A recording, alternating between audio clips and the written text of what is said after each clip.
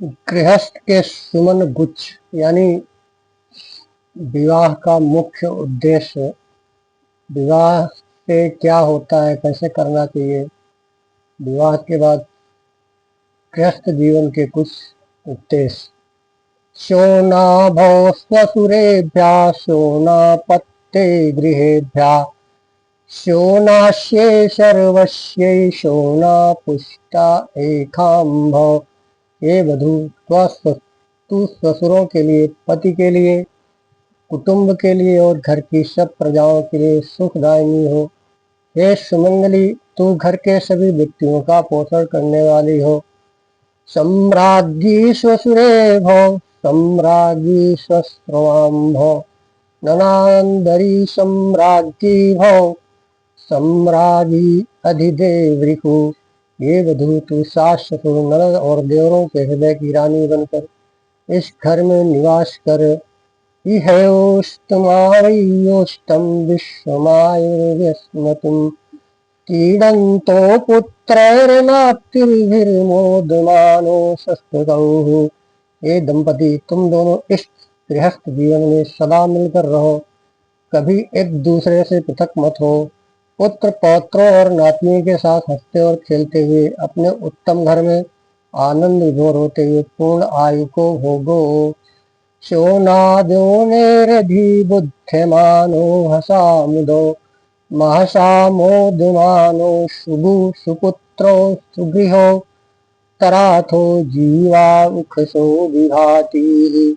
हे वरवधु, तुम दोनों सुख कारक गृह में सदा सजग एवं सावधान रहते हुए, प्रसन्न और प्रमुदित होते हुए, स्नेह से सदा सिक्त रहते हुए, सदाचारी संतानों से युक्त होते हुए, श्रेष्ठ एवं दिव्य गृहस्थ जीवन बिताते हुए, जीवन को सार्थक बनाते हुए दीर्घ जीवन प्राप्त करो। अन्नं ह प्राणं शरणं ह वासो रूपं हिरण्यं पशो विवाहाः सखाः जाया ज्योतिर्हि पुत्रा पतिर्जायां प्रविशति गर्भो भूत्वा नापुत्रस्य लोकस्तीति।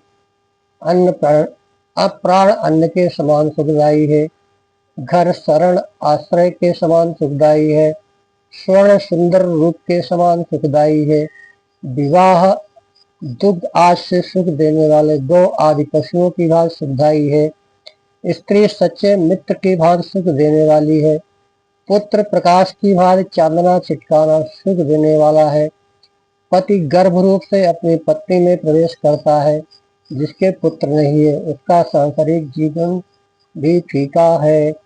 यत्र नार्यस्तु पूज्यन्ते रमन्ते तत्र देवता यत्रैतास्तु न पूज्यन्ते सर्वास्तत्राफलाक्रिया शोचन्ति जामयो यत्र विनश्यत्याशु तत्कुलं न शोचन्ति तु यत्रैता वर्धते तद्धि सर्वदा सन्तुष्टो भार्यया भर्त्रा भार्या तथैव च यस्मिन्नेव कुले नित्यं कल्याणं तत्र वैभवम्। जिस परिवार में स्त्रियों का आदर सम्मान होता है, वहाँ दिव्य गुण, दिव्य भोग और उत्तम संतान उत्पन्न होते हैं, और जहाँ स्त्रियों का तिरस्कार होता है, उनकी सब क्रियाएं निष्फल होती हैं।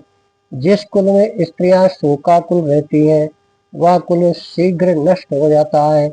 जहाँ स्त्रियां प्रसन्न, प्रमुदित एवं संतुष्ट रहती हैं, वह कुल सदा फूलता फलता और सर्वाधिक उन्नति करता है। जिस कुल में पति पत्नी से और पत्नी पति से सदा प्रसन्न रहती है, उस कुल में निश्चय ही सदा कल्याण होता है।